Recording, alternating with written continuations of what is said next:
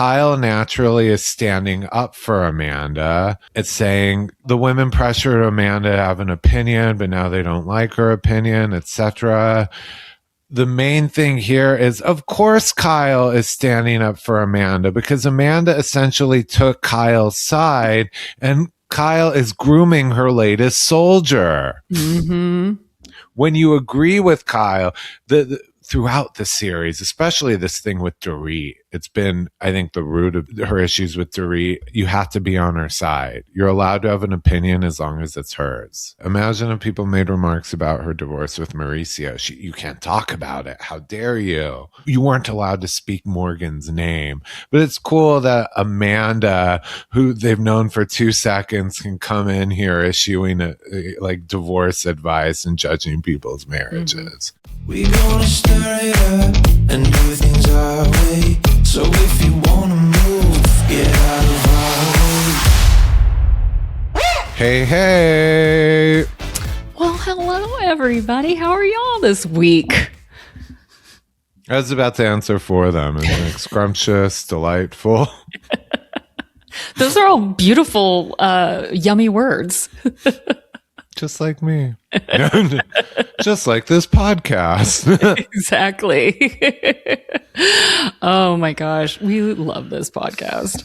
And we hope you do too. You know what I mean? Because if you're listening to it, please give a subscribe, like, whatever. We know we just came. Actually, I will say, if you are new here, welcome to the Pretty Corrupt Podcast. We are your Bravo reality podcast. We are TV gossip insiders. So make sure that you keep on coming back. You follow us for more.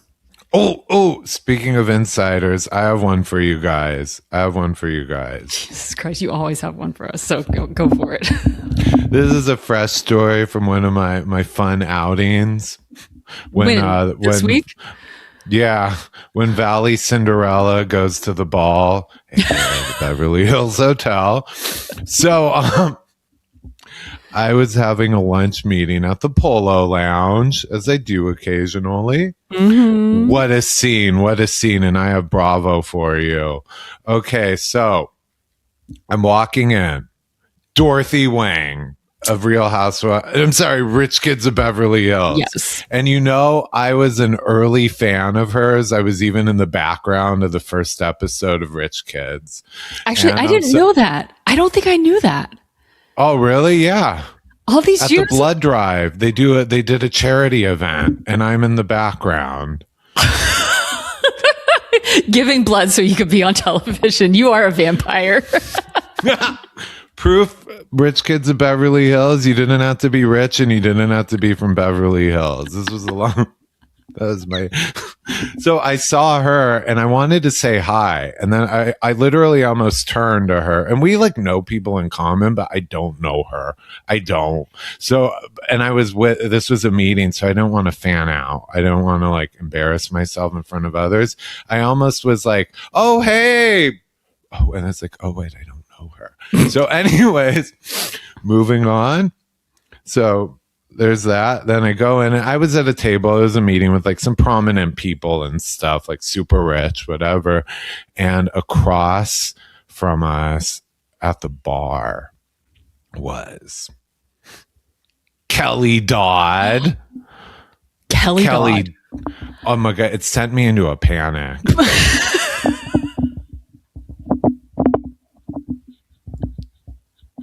What, because of things you've said about her? Yeah, things I've said about her, things I've heard about her, just her in general. Mm-hmm. I'm like, okay, it was say 1 p.m. There were espresso martinis being brought to that table. We're not talking rich white lady white wine at the Polo Lounge, ladies of leisure. We're talking hard liquor, upper downer, espresso, vodka, middle of the day. I was oh my God. Damn. So, and she was so it terrified me like a feral animal, and just so tense. And she's looking around the room. She was there to see people. She was hoping to get a picture, be in the mix, because we all know she's a pariah. Mm-hmm. And I texted the table, everyone with me. I sent out a group thing. I call them memos. If I write a memo about you, you're dead. And I literally described her as like, she is sitting behind you. That woman, no photos, don't even make eye contact. She's going to be friendly to you. She's going to take a picture with you and go out on Instagram, pretend she knows you and tank you, like just destroy your reputation. She is garbage. I explained it to them. I sent articles about her. Because these aren't people who watch Housewives. Yeah. So, I mean, so they were like, and you know, it was funny when one of them, when they were like, what's her name? What's her name? And I'm like mouthing it quietly. Like we have some like stray rabid dog watching us. Kelly, Todd. And then finally it clicked with her because this woman like spends time in all over like Hamptons, etc. She was like, oh my God. Ew, she's friends with that Jill Zarin.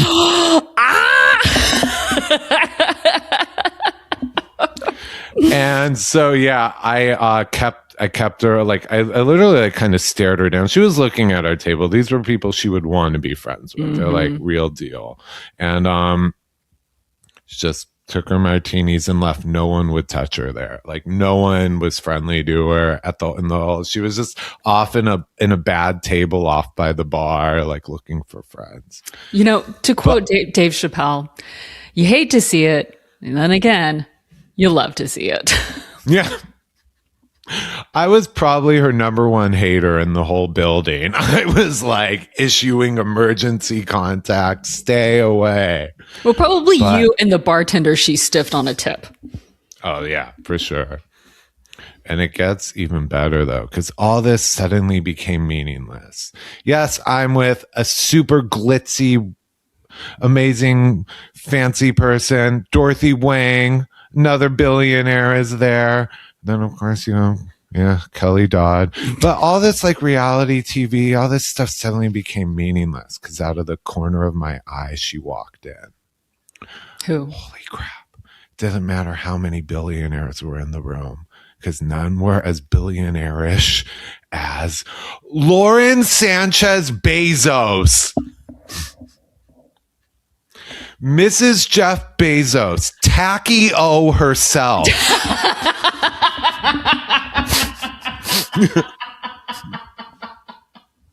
Tacky O. Yes. Because look, if you lived in LA at any point in the last like 20 years, you remember Lauren's old face. You remember when she used to be on our TV screens, like as a TV, reporter. Like local news. Yeah. Was she KTLA or was she Fox? KTLA or Fox 11? I think it was Fox 11. Or maybe it was both but anyway, yeah. But before she bagged Bezos, she was on our TV screens as a local news reporter. So yeah. And the energy of the room shifted. Damn, I mean, I am very focused on, I call it like below deck style. I call whoever my primary. If I'm in a meeting or with someone business wise, whoever and I'm usually with some pretty fancy people. Even the fancy people were like, holy fucking. I mean, dude. They have jets. She has a spaceship. What? I mean, honestly, it's like an alien landed in the room. That's what happened. Jesus Christ. Yeah, and she wasn't. So she was dressed like Beyonce 2004 Crazy in Love music video. Oh, we're God. talking like, yeah, she was not in a Chanel skirt suit. That's how rich she doesn't. And yeah, exactly. You want to know how rich she is? They closed off part of the patio for her and put guards. Oh, you couldn't access her. And it makes me, you just described what she was wearing, and it makes me think back to that quote from the wonderful movie Steel Magnolias, which was a play beforehand, but I'm quoting the movie. But when they're at the wedding and they go, I'd rather walk on my lips than speak ill of somebody. And then she goes, but Janice Van Meter, she goes, she probably paid $200 for that dress and didn't bother to wear a girdle. And it's like, and I'm not saying anything about her figure. What I'm saying is that she probably paid a lot of money to look that cheap. That's another, speaking of Steel Magnolias, that's a Dolly Parton quote. Takes a lot of money to look this cheap. Right, exactly. God, I fucking love Dolly Parton. Oh my gosh, dude. My whole life, seeing Lauren and my whole game of my life's journey of collecting these experiences with these people, it's all meaningless now. She's the ultimate tchotchke. The things I would have done to get to Kris Jenner's birthday party that was at her house. Oh my gosh. Oh my gosh. Oh, I would have hidden a wheel well. I would have. You're not getting anywhere now that you've called her Tacky O. Think she listens? I like to think so. We'd love to think so, but I would certainly hope that she would have a sense of humor, but I probably not. When you're that rich, I don't think that you can even buy one. Who knows? Yeah. Anyway. Oh my gosh. Well, I guess what we're here for, since we are talking about Beverly Hills, is Real Housewives. Yep. Of Beverly Hills. Well, I think this was the perfect beginning to the episode, because the episode was, what we call a filler episode. It wasn't like a huge, nothing major happened. It wasn't necessarily moving the story along per se, or it was a good, it wasn't a boring episode. It actually moved at a good clip. It was plenty of stuff happened, but it wasn't like major fights or anything major happened. So, that's why I call it a filler episode. So yeah, we had some nice gossip beforehand. I love it. Yeah. I love it. And you brought everything together. Hamptons, Beverly Hills, money, super rich. You know what? This was the perfect setup. So let's get into it. Let's go back to the Hamptons where they started. Yeah. Waking up in the Hamptons with Rachel in full makeup and glam, basically. Oh, was she saying she slept in it, or that she woke up and put it on? I don't know. I watched the episode twice, and I couldn't tell, but I didn't really care, in all honesty. Yeah. I was like, you know what? You're not going to see Rachel without makeup on or without heels on. So, okay, fine, whatever. Yeah, and she is an OG of Bravo. I mean, and on top of it, she is a red carpet, Oscar stylist. She knows the finishing touches. She's not going to put herself in front of a camera without makeup. Yeah, I think that's a Mean Girls thing, to encourage your fellow housewives to go without makeup on camera. It's you look great. Why Kyle did it. Hello. So.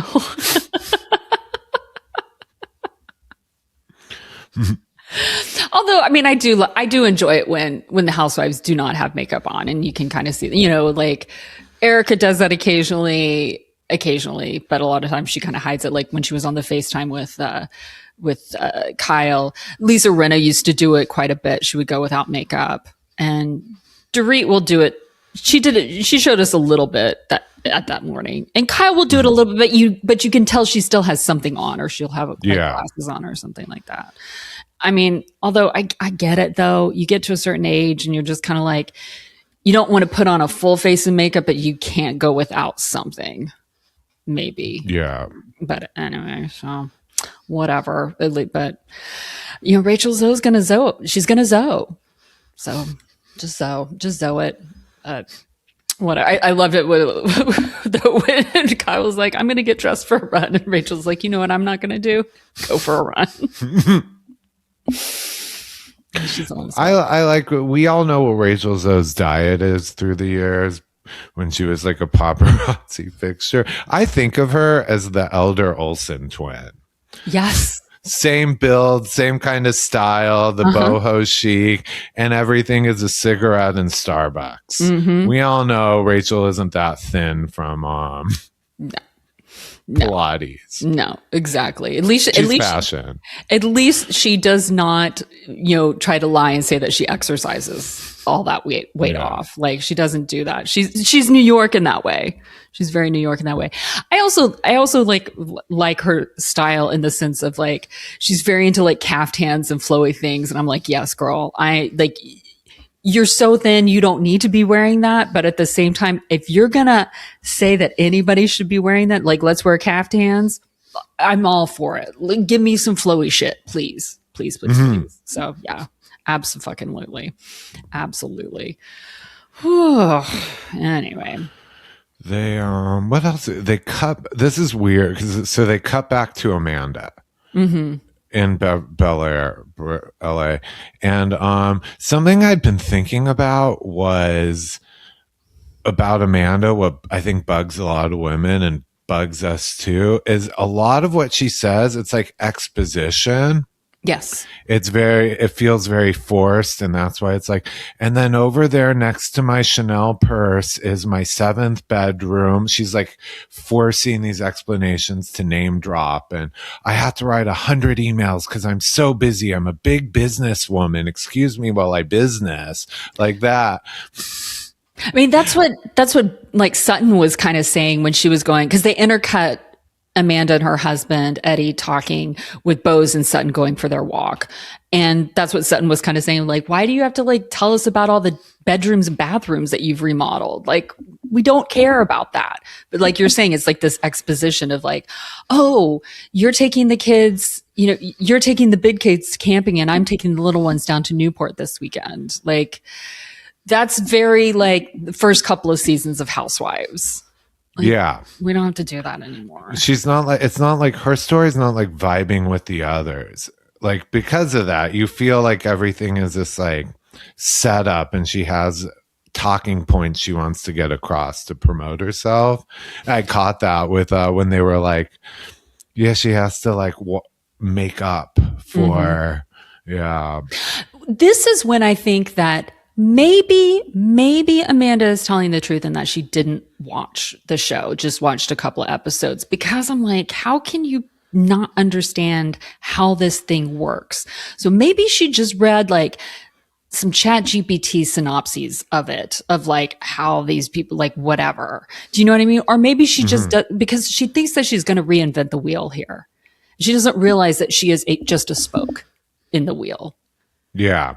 Like, she doesn't get it. So like there's sometimes, but I'm confused. I can't decide. I can't decide because I'm just like, you should just be a little bit more, because at least Sutton came in. She didn't try to like do this shit. You know what I mean? Bose didn't try to come in and do this shit. Like they at least knew what they were getting into. I don't know. I know Amanda has that energy, like, I'm going to take over. I'm going to show them. I know better. There's a lot of that with her, that she believes she knows better. Like when she was talking about the manifestation dinner to her husband, and she says, I didn't expect them to be grateful, but she's saying those women should have been grateful. They had the opportunity to journal, manifest with her. They got a free like manifesting course from her. Hello. Again, like we said, these women are so rich. They've already like made all this money beforehand or lost all this money beforehand. It doesn't matter. And then Amanda also said like that basically she thought that they would learn from her. Honey child. Again. Also, the thing is too, and she keeps on harping that she's 40. And this is when I go, God, sometimes I feel like you're 25, because one of the things with age is that you realize that you don't try to teach people. Like if you're going to learn something, like that exchange of knowledge usually happens kind of organically. And it's also by being the person that you are and showing who you are, not telling people, because that's another thing. Like she keeps trying to, and she kind of does it with Erica later on a bit about when she says, and I am going to skip ahead, but like she says that Amanda's like, I like Erica more now basically because she's interested in my business and my thoughts about manifestation. And I'm like, girl, no, she's not. She's trying to get to know you as a person, which what ends up happening later on as they talk about the cult, which we'll get into later on. But she just, again, it's like what Rachel was talking about an episode or two ago of like, she identifies herself with her business. And then even becomes like more apparent when she says the whole thing to Eddie about about Dorit, that she is basically jealous of her because Dorit outsourced her financial well-being to a man and it didn't go that well. Which I'm of two minds of, which is my Libra moon talking right here because I feel that Amanda is correct on that Dorit could be upset that she is kind of like at a loss now financially and not understanding where she stands financially because she did let PK take that. But I do not think that Dorit is jealous of Amanda. And I do think that Dorit is being disingenuous, like, because I was watching her on the after show saying, I was a businesswoman and I had all this money. Like, PK was going bankrupt when we first got married. And I do believe that. But we saw it with the whole Beverly Beach thing when she wanted to call her business Nala, I think it was.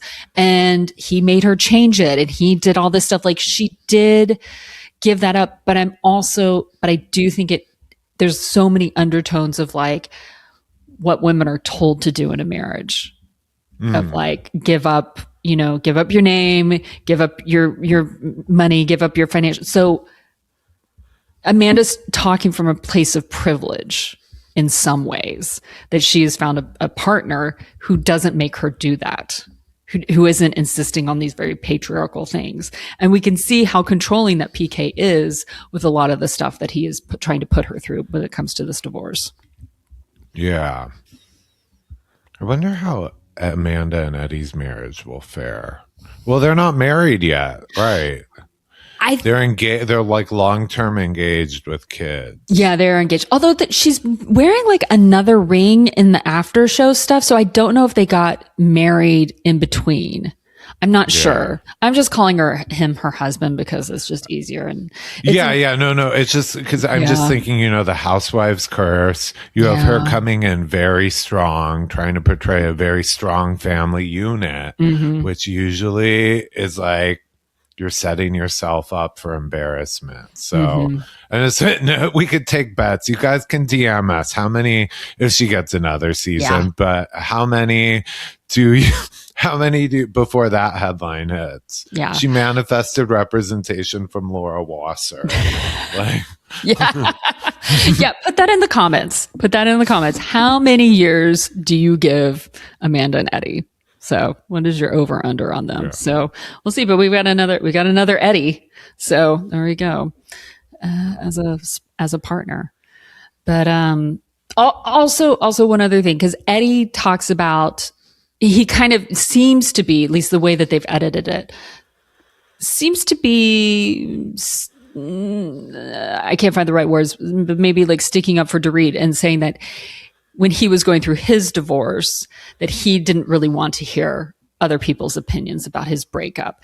But Amanda, at the same time, in her confessional, is saying that she still doesn't think that she did anything wrong. And I was like, well, that's fine if you don't think that you did anything wrong. But the whole point that all the women are trying to say, you still hurt her feelings. And that's the whole point. You can think that you didn't do anything wrong and you can stand 10 toes down on that, but you cannot stand 10 toes down that you didn't hurt her feelings or upset her. That's the point. That's true. What else do we have here this episode? We have... I think we kind of summed up Sutton and Bose's. Yeah. Which is that Amanda is insecure. And so Sutton was funny with that, though. She's like, why does she have to, basically she's like, why does she have to tell us how many bedrooms it has? We all know, they've all lived in this house. Right. It was Kyle's house, who then rented it to Sutton, and then Kyle sold it to Amanda. And she's showing it off. It sounds weird to say of a big house in Bel Air. It's a hand-me-down house. These women all know it very well. Yeah. The only one who doesn't, she's acting like she built it herself and designed this mansion they've never seen. Yeah. I mean, the only one who doesn't know it very well is Bose, and she still seems rather unimpressed by it. So, yeah. There you go. I'm trying to think back to when you said, did she watch it? Did she not? Because Amanda with the show going in, because speaks of things like this as if she's showing these women a new world. That's the thing that's irritating. When, like you said, these women are, you're filming with Kathy Hilton, and she acts like, Amanda acts like she's going to show these women the way. The big house, the Chanel backpack. Like, they're like, You jogged my memory though, because I watched 2 after shows back to back because I was behind. So I watched the one from last week's too. When she's in after show with Kyle, and she talks about like kind of like what she's manifesting for her life and whatever. About buying a house in Newport and like da da da blah blah blah. And she's kind of listing off different things. And one of the things, making her next book another bestseller, blah blah blah. And one of the things she said, which is one of the things I clocked in the first couple of episodes, is she says more exposure. And that's what I said, like her coming on the show, like even if she's a one-hit wonder, she's getting lots of exposure from being on the show. She's getting an influx of people, and they're like, there's the crew of us who are haters and doubters and whatever, but there's a bunch of people who are going to love this stuff and eat it up and think that she is and gonna flock to her, which good for them and good for her. So she is getting that exposure. So she has quote unquote manifested that exposure. yeah. But whatever. So yeah, I think she's getting what she wants out of this. So even if she didn't watch it, she was aware of it. I think there's certain things she knows what she's doing by being on this show. She may not know what she's doing while she's on it. Yeah. She gets the concept. It's the execution that she's missing. Mm-hmm. Yeah. Yeah. Anyway, well, I don't know. Kyle FaceTimes with Erica, gets the download about the dinner with Amanda at Amanda's, and then something I caught with that, because it's Erica from LA FaceTiming Kyle in the Hamptons to talk about Amanda and the dinner, and what was it? Sutton called out Amanda at the manifestation dinner for causing this fight between Dorit and Kyle over the remarks about, and Kyle naturally is standing up for Amanda. It's saying she didn't think, what did she say? Oh, I'm blanking. Sorry. 2 seconds. Amanda, the women pressured Amanda to have an opinion, but now they don't like her opinion, etc. The main thing here is, of course, Kyle is standing up for Amanda, because Amanda essentially took Kyle's side, and Kyle is grooming her latest soldier. When you agree with Kyle, throughout the series, especially this thing with Dorit, it's been, I think, the root of Dorit, her issues with Dorit is, as long as you agree with, you have to be on her side. You're allowed to have an opinion as long as it's hers. Yep, absolutely. That's the way it goes. She's so nonchalant about it. Imagine if people made remarks about her divorce with Mauricio. You can't talk about it. How dare you? No Morgan to be. You weren't allowed to speak Morgan's name. But it's cool that Amanda, who they've known for 2 seconds, can come in here issuing like divorce advice and judging people's marriages. Yeah, so. And it's okay that Kyle can give PK the benefit of the doubt, but God forbid, any of the women give, Mauricio more of the benefit of the doubt than her, you know what I mean? Or that like they give people like Morgan more the benefit, you know what I mean? Like any of those other, like the rumors, the benefit of the doubt, or question any of that stuff. So. Yeah. Yep. Yeah. But they go to that party at the Surf Lodge in Montauk, the like day party. And when Kyle said it has Saint-Tropez vibes, I was like, I want to go to Saint-Tropez. I was like, how far is Saint-Tropez for me now? And I was like, look it up. I was like, well, it's like about a 2-hour flight to either Nice or Marseille. But then you have to take like like a 2-hour train and then bus to like get into San Tropez. Like, and that's going like the cheap way. So it's like, I'm sure you can like hire a car or like something like that to go. A JetBlue holiday, not JetBlue. What's that European with EasyJet or Ryanair? EasyJet or Jet to Go. Yeah. It's like a Jet2 holiday. Yes. They do not fly directly to San Tropez. So. I think I wonder if resort communities like that are like even the Hamptons. They're like one small airport, not a lot of hotels. It's designed that way. They don't want people to be, if you can easily access it, the peasants can come. Keep out the riffraff. Keep out the riffraff. Yep. These places are designed, I wonder if to dock your yacht.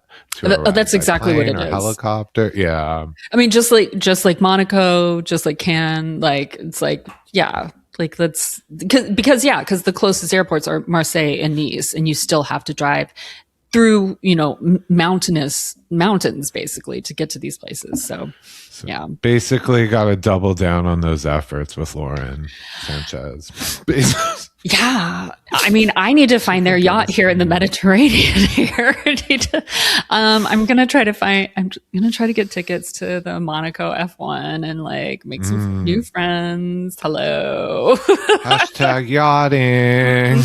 So this is when like YouTube fam needs to help a sister out. Yes, because we have lots of listeners in the UK and in Europe, and so like hello. What she's manifesting. Yes. What she's manifesting is to literally become a money queen. Monaco F1 leads to becoming the fourth and final wife of an 87-year-old in Zurich with no direct heirs.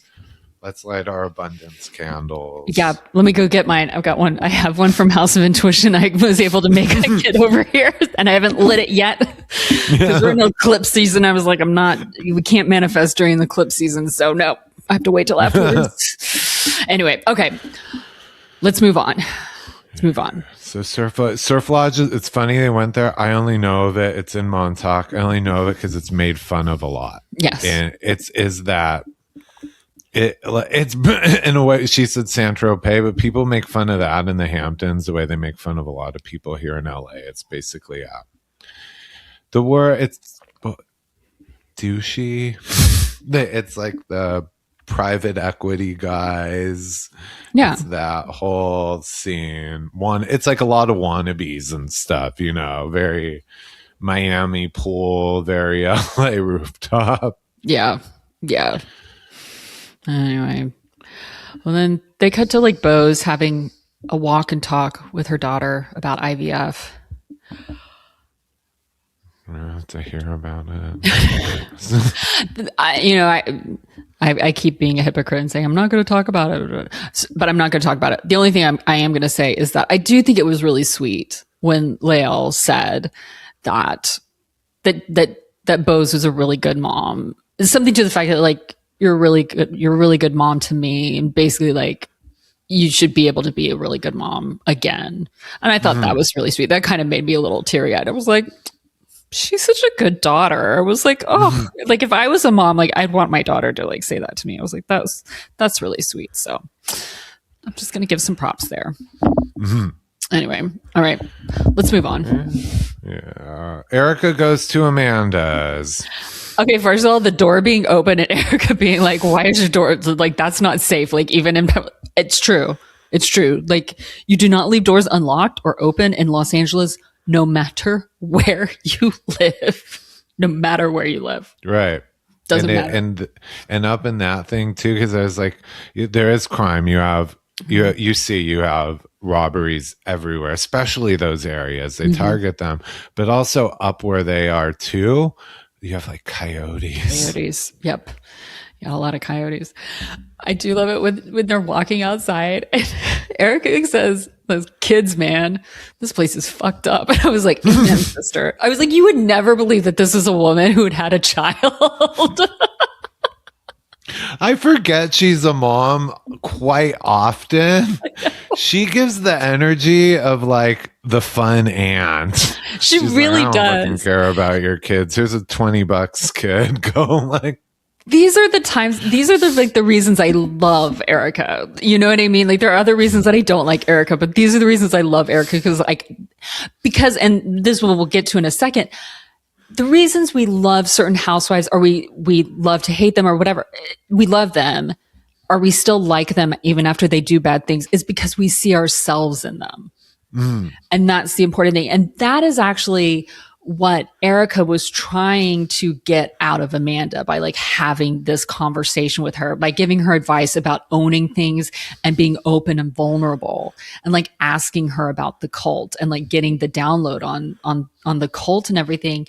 And when Erica like says like, this is the story you need to tell the group, I'm like, yes, because now I'm more interested in her.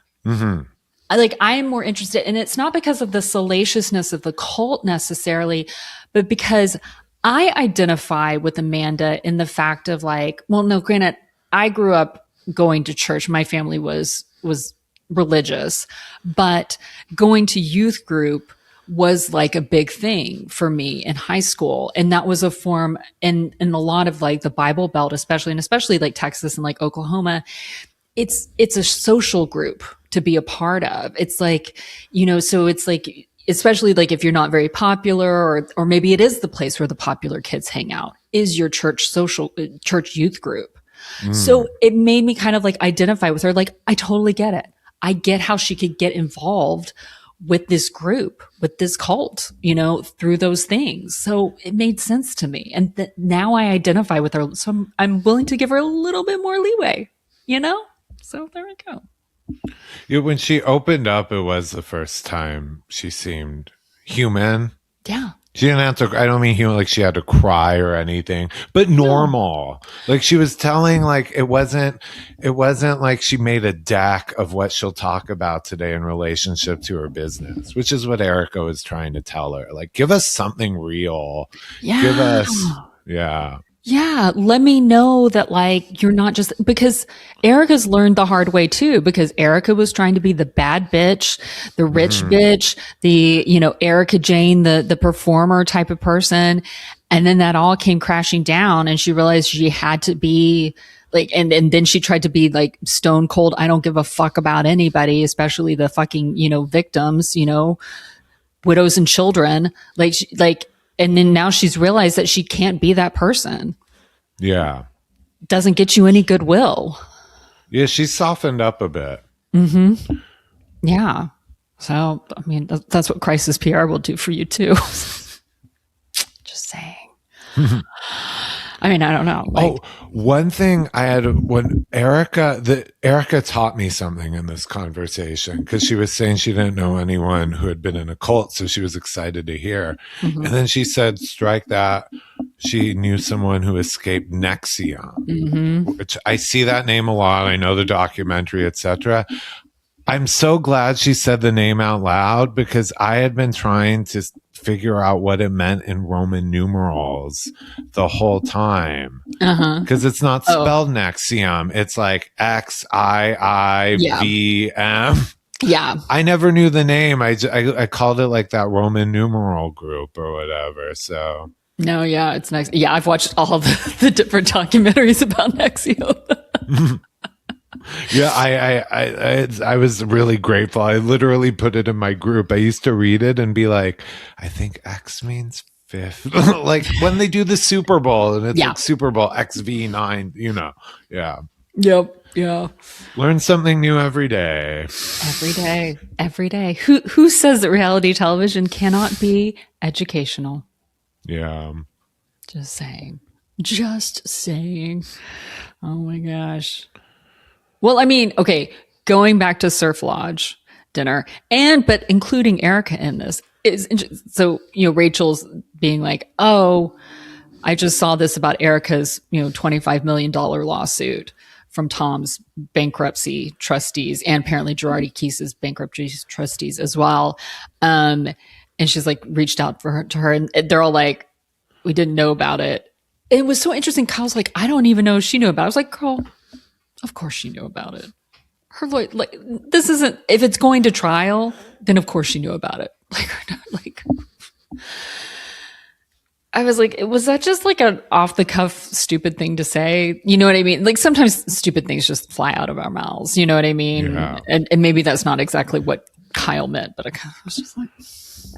And Kyle, Erica too, is under the umbrella of Kyle. So Yes. she's going to show that loyalty to her. Yeah. Yeah. When Erica, when you think about when everything came crashing down and Erica needed to figure out her life, a big thing was bowing to Kyle to stay on the show. Yeah. From part of the fold with Teddy and, Yeah. you know. Yeah. I don't know what they're called. I just said the umbrella. I know they used to call it the Fox Force 5, but I don't know what you would call it now. I call them Kyle's soldiers. I just mean Kyle has her team. Sure, she rotates people out, but as long as you're loyal to her, she'll make excuses for you. Yes, exactly. I agree. It is true. But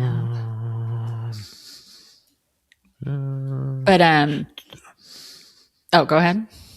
I was going to say, and Dorit here talks about, Dorit was excited when they're talking at this dinner about Sutton basically standing up for Dorit, for calling out Amanda for causing this trouble between her and Kyle. And everyone's been saying it, and I've put it in my notes. We've said it in other episodes.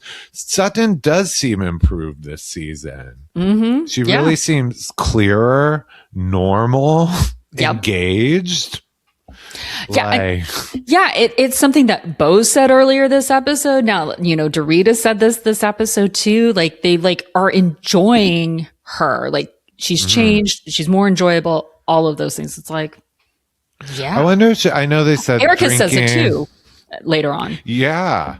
I mean, I wonder, like, she seems to socialize more. She's now like one of the normal ones.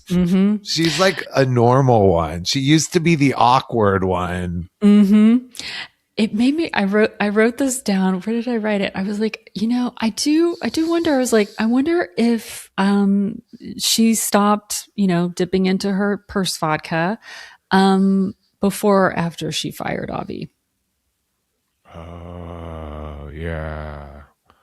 You know, like I wonder if like one thing had to do with another, or maybe they're both independent. You know what I mean? But like, it just. I wonder if, because the rumor, so allegedly, is that she did have to settle with him. Right. She did have to settle with him after for a chunk of money. And I wonder if what he had on her, if he had anything on her, sprinkle those allegedlys all over. Miss Strack, I cannot enhance your life. Miss Brown Strack, suing me is worthless. You'll spend more on your lawyers. But no, I'm joking. But I'm wondering if what he had on her was something like, you know, I mean, he probably had to deal with her late nights, drinking, etc. So, I heard she paid him a pretty penny afterwards. So, I'm saying, I wonder if that, in line with what you were saying, I wonder if that legal catastrophe made her realize the drinking was like causing a lot of things. Yeah. Seems like she got her meds adjusted. She's like balanced. I think we also forget because she joined us after she and Christian split, but they still were like kind of going through, like they had divorced, but they were still going through custody stuff. And like they were still rather intertwined. She seemed to be, and she seemed to be having a very hard time giving up being Mrs. Christian Strack. So I think we kind of, whereas we've seen divorces happen and we've seen women, you know, deal with those ramifications and kind of what happens when you get divorced, the emotional like wreck that can happen. I think we were seeing that with Sutton, but we hadn't seen the beginning of it. So it's like, we don't know who Sutton was before all of this. So maybe this is Sutton coming back around to who she used to be before that. Because I mean, she seems that like, if she's and they show pictures of Jennifer Tilly and her friends for years, for many years. And Jennifer Tilly seems light, fun, cool. Maybe back then Sutton was more fun, you know? I mean, we're seeing it now because, I mean, she's been like not so fun the past few, you know? Yeah. Yeah. So I mean, look, she is, I know, like off camera, whatever. She's friends with, like, good friends with Kathy. Kathy loves a good time. Sutton must be nice in certain settings, you know? So that's what I'm saying. She must be a good time. Maybe it was just the camera, what she was going through last year, the couple. Because I'm like, people do have fun with her. We never see it. So. Yeah. Well, now we are.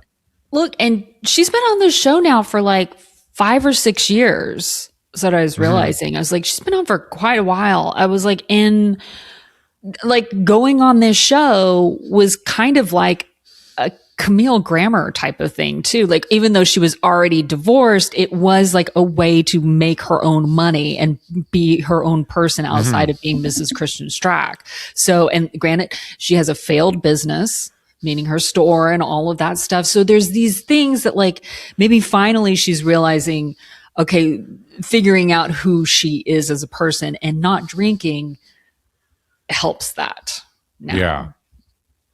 We'll see. You know, time will tell. Time will tell. Yeah. You can see it. Like, I was just looking at it. I remember old New York, real OG New York, when, you know, and she had a little bit of Sonia going on, we can say. Sutton, you said a little bit of Sonia in the townhouse, the Morgan letters issues, the Strack letters. But, and I remember after a really bad reunion where it was almost an intervention for Sonia, she came back the next season and people were like, "You're glowing, you look amazing," etc. She's like, I stopped drinking or whatever for a while. And same with Sutton. I could see, like, her eyes are clear, etc. Like, she looks like her energy, and physically she looks like a brighter spirit. Yes. I would agree. Absolutely. Yeah. Oh. Well, what do we have next? Well, we have the heavy dinner. Speaking of brighter spirits, we have the heavy dinner of Erica and Sutton having dinner with Denise Richards. I'm not sure if it was kind of like a like a support group for, like, abuse survivors. Yeah. I was not expecting the turns it would take. I know. Can I be petty though for a second? Just off the top. Denise looked great. And when she was walking up, when they were like doing like the pan up or like her outfit, I was like, oh, this outfit is fantastic. And then the bag she was carrying, I was just like, no. Okay. If anything, just hold it in your hand, Denise. Don't put it over your shoulders. Just hold it in your hand. But that bag was way too big. I was like, no. I was like, everything was great. It was great, Denise. Just not that bag. That bag is too big. I think for someone like her who's been drop dead gorgeous her whole life, literally, she's never had to put too much thought into style. She could get away with anything. She's Denise Richards. Exactly. So I think, so I really think there's been a lot of that. Remember, your jacket's upside down with Dorit. Kyle called her a ragamuffin. Like, she's wearing like an old t-shirt. She's never had to put effort into that because she's naturally stunning. There is though a part of me that feels like her style, though, those first seasons that she was on was because of her relationship with Aaron. I think that she dressed that way because that's the way Aaron dressed, because that was the lifestyle that he led.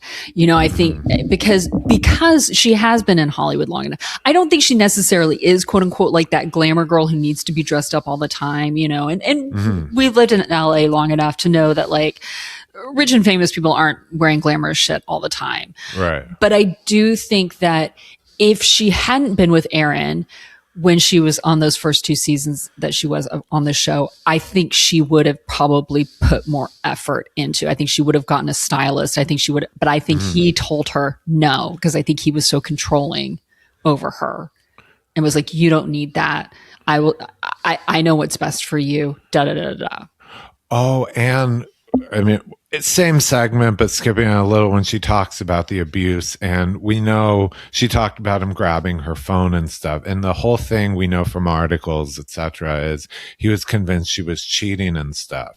So if he's like a domineering, abusive guy who thinks she's a cheater with this hot wife, he probably was telling her to cover up. I'm thinking about like when Kyle called her a ragamuffin. It was a t-shirt, baggy jeans. That's exactly what it is. That's exactly because men like that, what they want is they do want the hot wife, but they want to be able to control them. Like that was the whole thing with, I mean, we're just diving into it.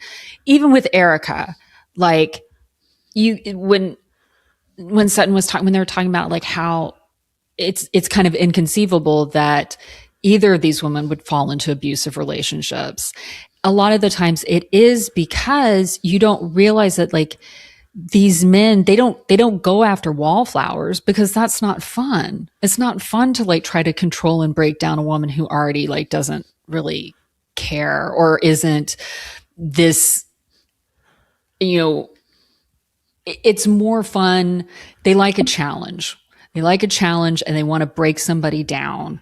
And they want to see them like, it's weird. I don't quite understand it because I'm not an abusive man, like, or an abusive person who wants to do that type of thing to somebody. But I've seen it and I've also experienced it myself. So it's like, you know, that's what happened. And you're like, I can't believe that this is, wait a minute, this is what you loved me for. And now you're telling me that this is wrong. I don't, it just messes with your mind. It's like you've got scrambled eggs for brains, and that's what they're trying to do to you. So like, yeah.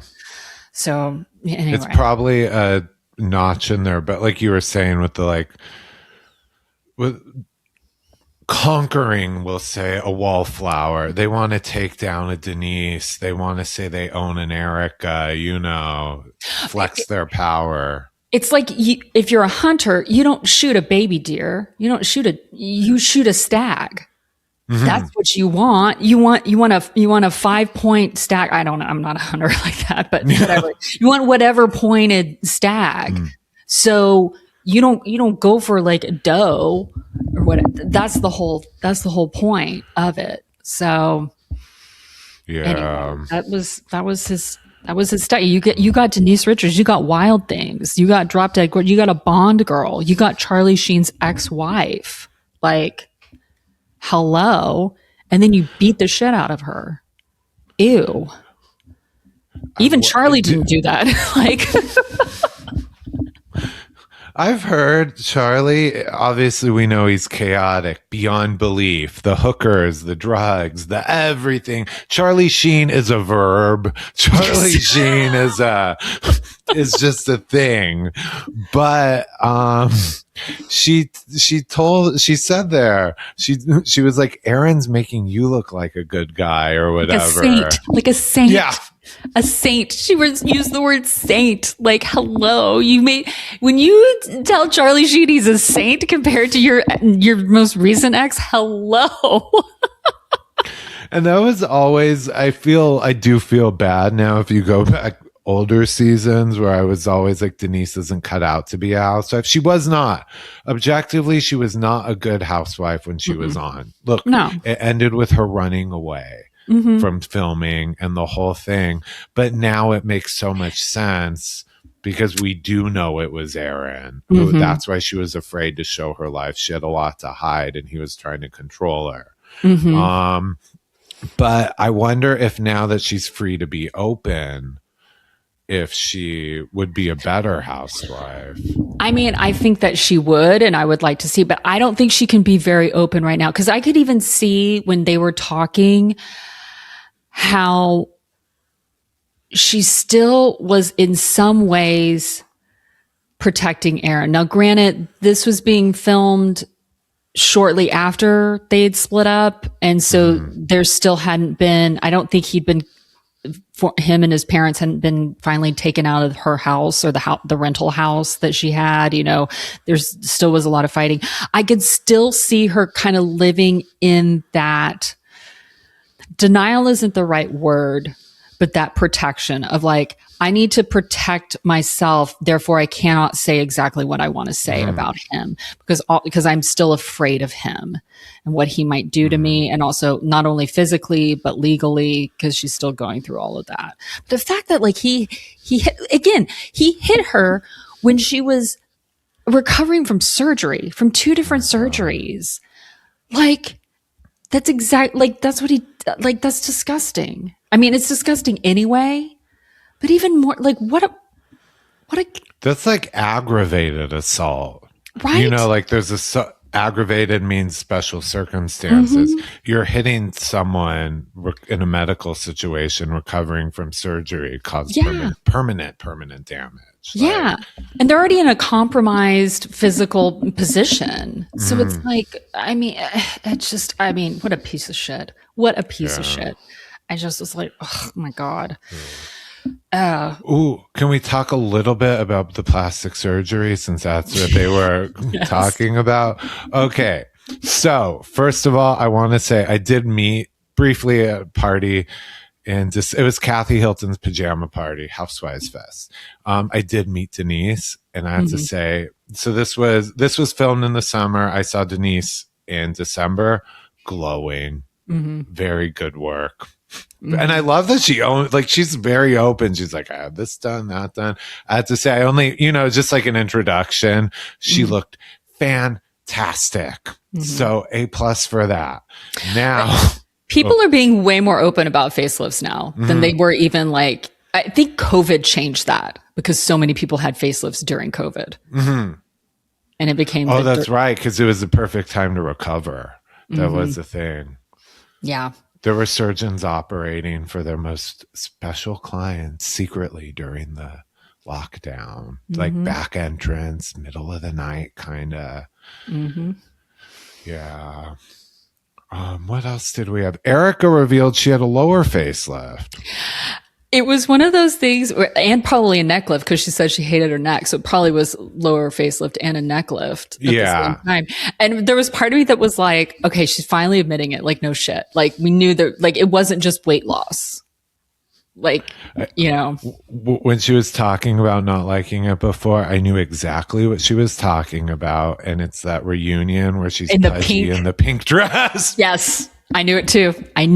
I was like, that was it. When she ugly cried, she was in seat number 1, and that was some of the ugliest crying she had. And it was right after that. Yeah, I knew that. I was like, I remember that reunion, and everyone had a comment like and the way that Sutton was like, she was so grossed out by all of it, and for her to be like, I've not had any plastic surgery at all, and I was like, no, she has not. She is not. And then her talking about how different it is in Los Angeles. And I will say, I've always known that, but now even me just being out for a month now, I was like, that's true. There is that distortion of living in Los Angeles there of like, yeah, especially when it comes to, it used to be more like the boobs, but now it's more so like the face, even more so now. Cause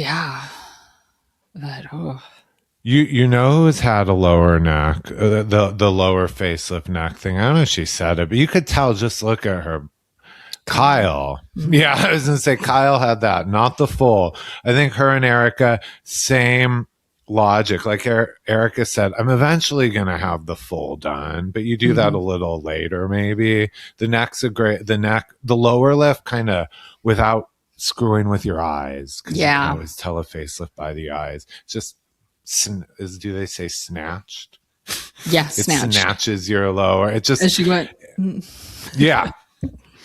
So if you keep up the injections up top and have a lower, you could push off the full till later. I guess. I'm thinking. Because it seems like a good compromise so you don't look like Jocelyn Wildenstein, cat Oh my lady. God. Yeah. Well, she Or did a lot of. Adrienne Malouf, or not to be mean to her, but a lot of the you guys know the look. Or Joan Rivers. I mean, Yeah. look, facelifts have come a long way. Even in just the last like decade, they've come a long way. So like, yeah. But I mean, Yeah, the lower one, like what Erica, I want to go through her social media because I know someone who's now shopping for that lower facelift, the same combo, and she knows those women. And they're expensive, more expensive than I thought for like the good Beverly Hills doctors. It's like 60, 75K. Those are the kind of quotes I'm hearing. And so I wanted to go through Erica's socials because I'm like, did she pay that out of cash? Because usually for someone like her, a housewife, a celebrity with compromised finances, you can do a swap. Instagram post, put me up on your ends, with the surgeon. Like if she paid out of pocket, she's not supposed to be able to afford things. well, unless somebody else paid for it, a la Shannon Bedore, That's where I was like, the money, it's pricey. And yeah, so. Okay. Speaking of Erica, let's go to her confession about her DV because, and I'm not trying to be trite here, but I cannot have been the only one who thought when she was like, it was somebody that she dated after Tom that was like, are we the all thinking Armie Hammer? She dated him? Well, he was her next door neighbor. Oh, that's right. And everybody was saying that like they like hooked up. There was when she was kind of like wilding out there for a little bit. I don't, and I know I'm like that's probably irresponsible of me to like throw it out there, but it's like that was my initial thought. I don't think it was him per se, but I don't, it just was like that was my initial thought. I was like, is that Armie Hammer? But I mean, he does have the history to. Right. Yeah. Yeah. He has a history and the proximity, but I don't know if it was him. But what I will say at the time, he still had his family trust. Yep. So you know what she's looking for. Yeah, but I will say this. I mean,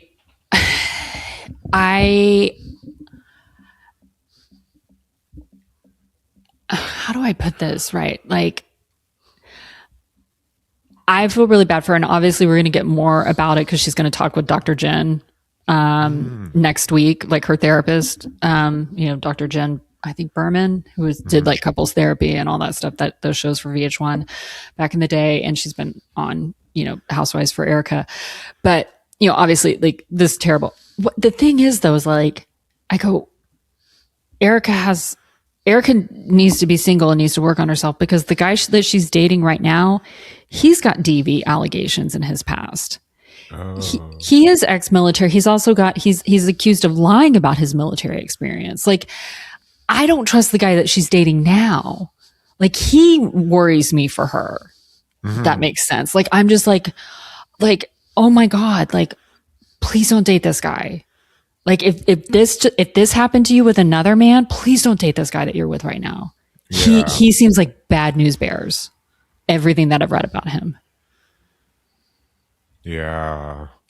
She really, I was gonna say, like, normally, like, say someone like Denise, I'd be like, enough with the bad boys. Go find your older rich husband. The problem is that's where Erica started. Where does she go next? Well, I mean, I think that she's gone all the way. I think she's, dated quite a different, like, I think the thing is that it tends to be,